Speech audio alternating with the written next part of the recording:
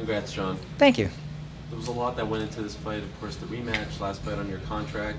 Were you feeling nervousness at all going into it? No, I was just going out there having fun and just enjoying life. I have my family outside, and I got both my kids. I pretty much have my kids, my wife, my brother. I'm good to go. Are you happy with your performance? Of course. I went out there striking and moving. I made them miss a lot of shots, and the only thing I was very disappointed in is I didn't throw enough head kicks. Dang, I wish I would have got my little legs up there. Why? Well, because, I wanted to show I got some kicks. Okay. Everybody's seen the hands. Let's see some footwork. You get kicked below the belt a lot. Why do you think that is? I have no idea. I'm tiny. I'm close to the ground. My balls are close to the ground.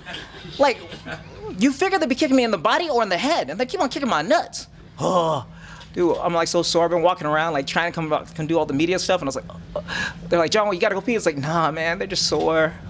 I got kicked in the nuts, and then what the funny thing is, third round I got upcutted in the nuts, and I was like, you know what? Just fuck it. Just go. Let's just keep on going. Don't even worry about it. No point deduction. I don't care. This fight's almost over. I need my balls. I feel like I need one more child, and I think he's gonna stop that right now. What are the chances that this is your last fight in the UFC? Nah, it's not gonna be. That's highly unlikely. Because one, what are the UFC gonna do with my bubbly personality and my beautiful smile, bring it into the octagon? Did they try to? I mean, did you have any talks after what happened in Brazil? Did you reignite those talks, or did you want to fight this out and then? I just want to fight this out and see what happens next. Let's go on. Like, pretty much, if the UFC cuts me, whatever. If the UFC brings me back, hell yeah. I'm going to go knock out anybody that's going to be in my way. It doesn't matter within the UFC or not. Or I sit there still put on an awesome performance, and hopefully my nuts don't get kicked the next fight. David and the broadcast team kept bringing up the right hand and the lack of use, and I think he asked you in your post-fight, what was the deal with that? Was there any reason you weren't using it, or I believe they were thinking that it was injured and that your opponent was talking about it in the corner in between? What, that I didn't use my right hand? I thought I would tried. I'd honestly, I have no idea that I didn't use it that much, and if that's the case, I'll keep on firing it. I thought I was using it as pretty much as a guiding tool. I knew that he was going to try to hit me with that lead hook, so the best way to stop a lead hook is go into it and throw it left. His right hand wasn't pretty much obsolete, so if that's the case, his right hand sucked. And the wheels were definitely there. Your mobility was, again, on point. I think a lot of people, just think of your speed as definitely your key quality. What was the game plan coming in for him? Speed. Move around, hit him, keep on touching him, and then every time I throw a punch, just make sure it lands. How was the motivation? Was this the first time in your career where you've had, I guess, a training camp, not a fight, then a training camp with the same guy? It was kind of weird. At all honesty, I didn't even know if this fight was going to get rescheduled. They didn't tell me when it was going to be pushed back. And then all of a sudden, when everything started going down, they're like, "Hey, you got to go. You're going to fight in Vegas." I was like, "All right, cool, let's go." And then they're like, "Yeah, there might not be a card in Vegas. There might be the card might get canceled." I was like, "Oh, okay. Now it might be back on, and it might be a Fox Sports 1 card or a Fox card. Okay. Now that's back to pay-per-view. So get a full camp in." So they're shoot. All right, whatever. Was that really the talks going on that they might?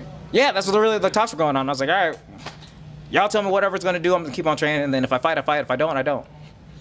Jackson Winkle, John, have had a tough time of late, I guess, with the number of losses. Does this mean a lot for the gym, getting back on the winning streak? Oh, I'm sorry. Like, you sitting there saying, we didn't have that many fighters in the UFC who just keep on going out there.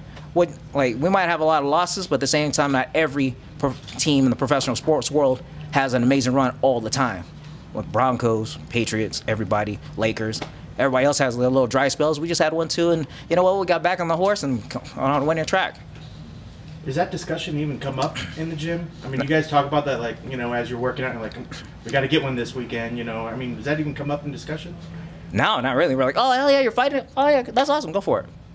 If that's the case, if we dwelled on that, what would the world come into? That means we're just coming to every troll out there sitting there complaining about how bad we suck and then we should believe in it. If that was the case, I should be fighting at 115 pounds out the way they keep on talking about me. Oh, you're so little. Oh, this, you're that. No, no, no, no, no. I was like, oh, I thought I was phenomenal.